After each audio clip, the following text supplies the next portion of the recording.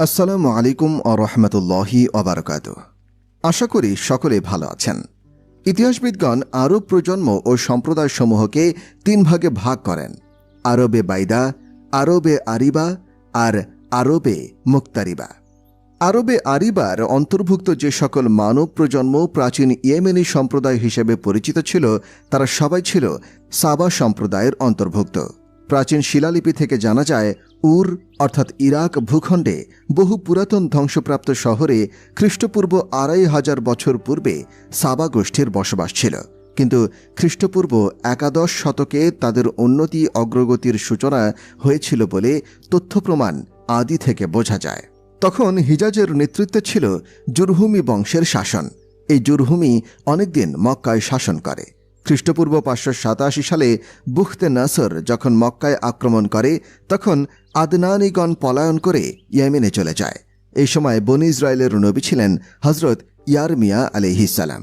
তিনি আদনানের সন্তান মায়াদকে তার সঙ্গে নিয়ে শাম দেশে চলে যান। বুখতে নাসরের প্রভাব বিলুপ্ত হয়ে গেলে মায়াদ পুনরায় মক্কায় ফিরে আসেন। মক্কায় ফিরে আসার পর জুরহুম গোত্রের মাত্র একজন লোকের সঙ্গেই তার দেখা হয়। তিনি ছিলেন জুরহুম বিল জালহামাহ। মায়াদ্দা তার কন্যা মায়ানাকে বিয়ে করেন। তার গর্ভে জন্মগ্রহণ করে নেয়ার রহমতুল্লাহ আলাইহি। তার গর্ভে জন্মগ্রহণ করে নেজার রহমতুল্লিল আলামিন, ২য় খণ্ড ৪৮ পৃষ্ঠা।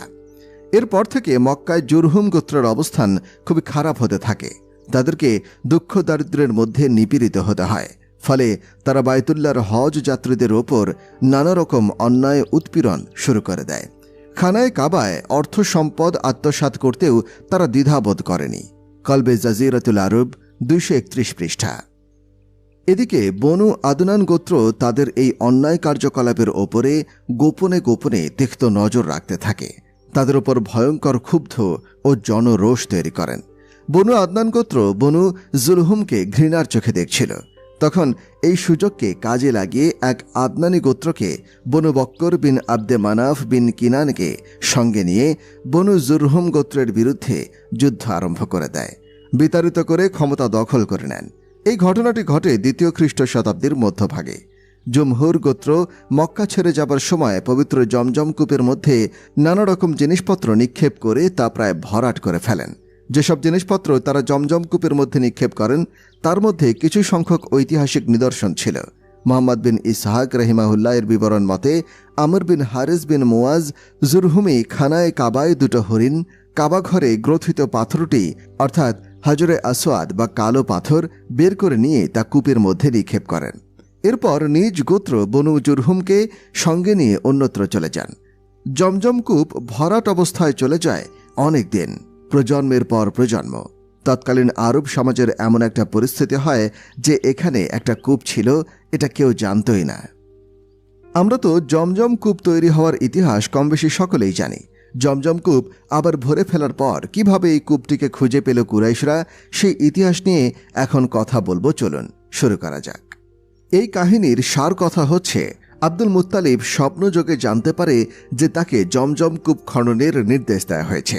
স্বপ্নযোগে এই স্থানটিও নির্দিষ্ট করে দেওয়া হয়েছে। তারপর ঘুম থেকে জেগে উঠে তিনি খনন কাজ শুরু করে দেন। খনন কাজ চলাকালে কূপ থেকে ওই সমস্ত জিনিস উত্তোলন করা হয় যা বনু জুরহুম গোত্র মক্কা ছেড়ে যাওয়ার আগে জমজম কূপের মধ্যে নিক্ষেপ করেছিলেন। নিক্ষিপ্ত দ্রব্যের মধ্যে ছিল কতগুলো তলোয়ার ও লৌহবর্ম এবং ২টি সোনার হরিণ।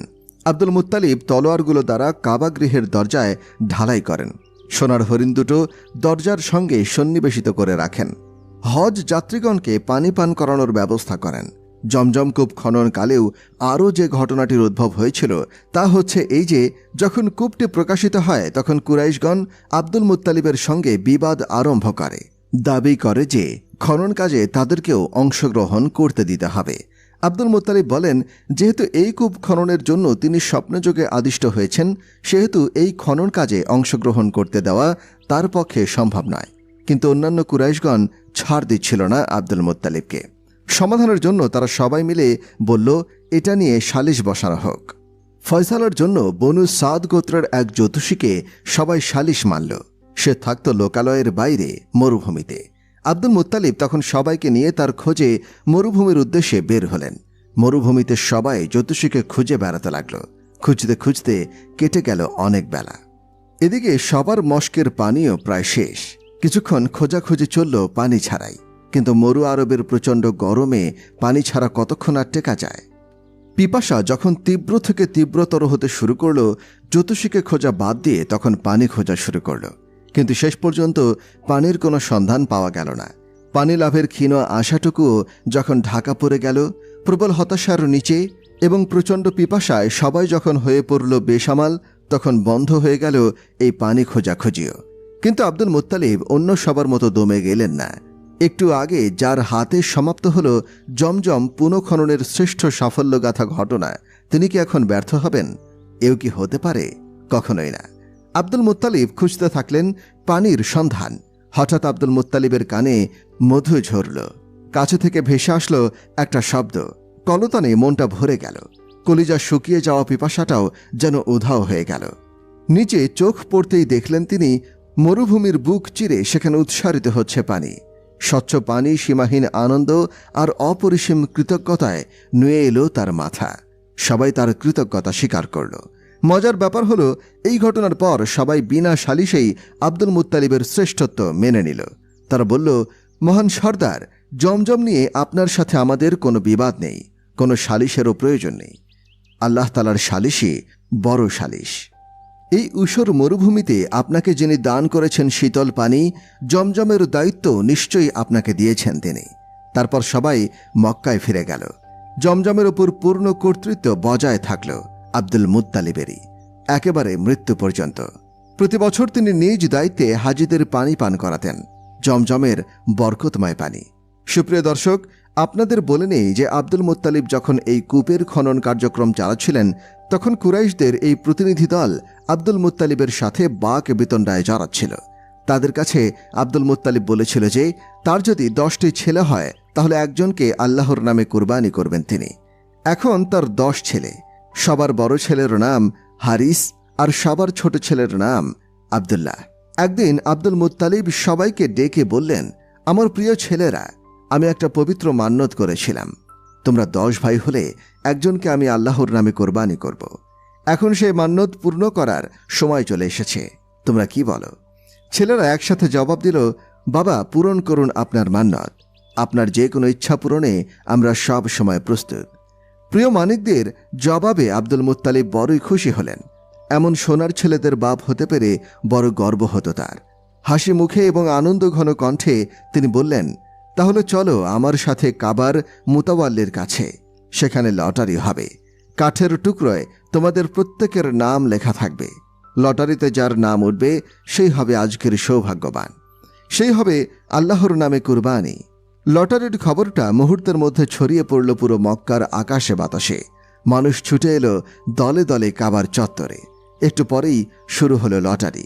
এক্ষুনি কাবার মোতাওয়াল্লি জমিন থেকে একটি কাঠের টুকরো উঠাবেন।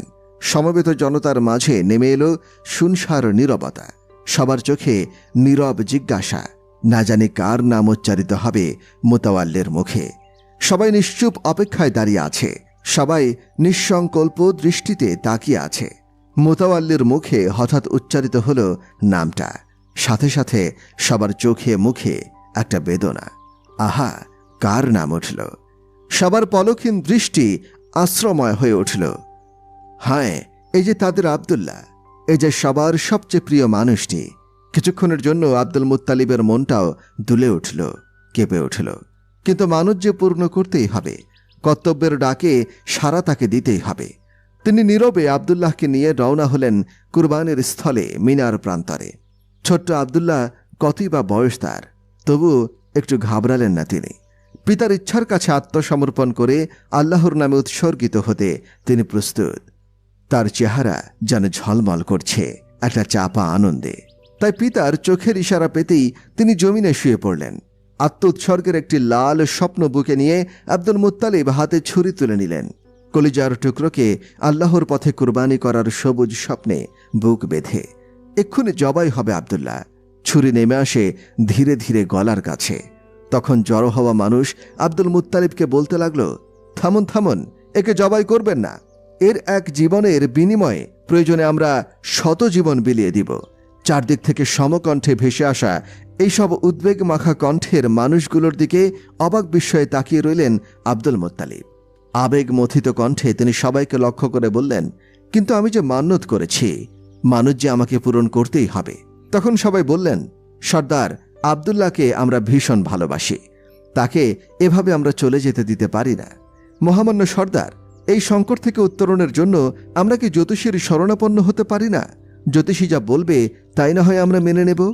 সে হ্যাঁ বললে হ্যাঁ, আর না বললে না। প্রস্তাবে আব্দুল মুত্তালিব রাজি হলেন। তিনি বললেন, তবে তাই হোক, চলো মদিনায়, সেখানে হবে চূড়ান্ত ফয়সালা। মদিনার উদ্দেশ্যে রওনা হয়ে সেই জ্যোতিষীর শরণাপন্ন হলেন তারা।